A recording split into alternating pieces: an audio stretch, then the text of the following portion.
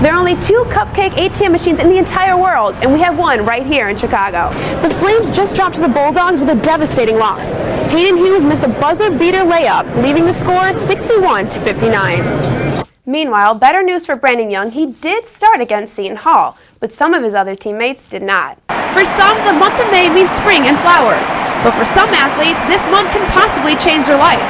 Former college football players will watch the NFL draft in suspense on May 8th. That's right, Cassandra. They're off to an amazing start. See how this pans out considering college players are voluntarily trying to play, so we'll see how this goes. Well, they're definitely making history. Thank you, Danielle. Even though the Bulls are out of the playoffs, they still remain in the hot seat. With talks of Coach Thibodeau leaving, Carmelo Anthony coming, and MVP Derrick Rose returning to the lineup, the Bulls remain in the spotlight. At the United Center for Good Day DePaul, I'm Danielle Bielawski. Many of us are enjoying this beautiful weather outside, but unfortunately for the Chicago Blackhawks, they aren't. Many players right now are in the locker room at the United Center cleaning out their lockers after a devastating loss on Sunday against the LA Kings. At the United Center for Good Day DePaul, I'm Danielle Bielawski. That's right, Kip.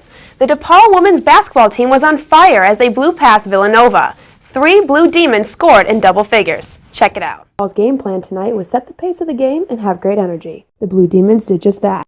2 minutes into the second quarter, Shanice Jenkins in the paint puts up a float over 3 defenders, DePaul up by 6. Creighton, trying to decrease the margin, finds Maya Melman wide open in the corner on the fast break, drilling the 3, 37-21 DePaul. Jessica January was just feeling herself tonight. January shoots over McRory for a long 2, 42-24. Third quarter, Creighton's rookie with the aggressive putback, 60-39 DePaul. DePaul just snapped Creighton's 4-game winning streak, beating them 81-63. The Blue Demons look to carry on their winning streak as they get ready for Providence. Tip-off is on Sunday at 2 p.m. here at the McGrath Center. With Swish Appeal, I'm Danielle Bielawski.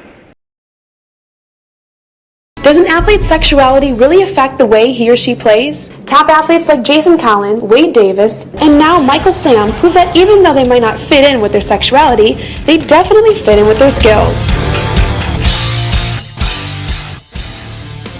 I met up with some gay and straight athletes to get their thoughts on the movement of openly gay players. Senior track and field runner at DePaul University, Harold Alvarez, says he was torn and didn't know what to do. Coming out was a little bit difficult for me just because I was really unsure of how I wanted to come out. Being an athlete, I was really nervous. The world is changing and people are becoming more understanding and more accepting. And who knows, ladies, maybe this movement has opened more doors for us in the sporting world. For Good Day DePaul, I'm Danielle Bielawski. Prospect athletes like Johnny Manziel, Jadavian Clowney, and Khalil Mack showed off their skills in the 40-yard dash, the broad jump, and shuttle drills. Lawrence Holmes from 670 The Score has high hopes for some special talent this year. Jadavian Clowney.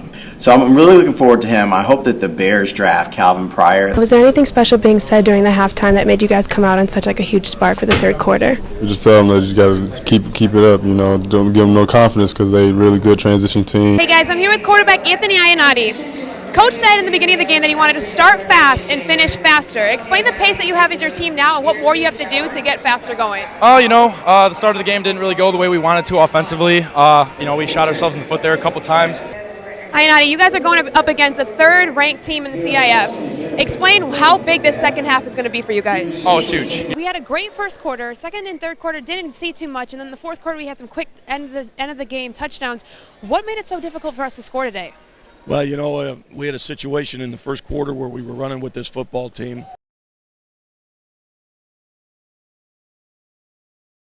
Here we're going to go down to Danielle Bielawski. She's with Anthony Hughes. Hey guys, I'm here with defensive back Anthony Hughes. Anthony, you had an interception early in the first quarter. That's your 3rd one this season. Explain what you're seeing out there on the field. Well, the route's kind of coming to me, but we actually have to do better defensively. As first game as head coach, you did pretty well with the drives on offense and defense had 3 interceptions. What worked so well for you and what didn't work well for you tonight? Well, we ran the ball really well. I thought. The only thing that saves me is football.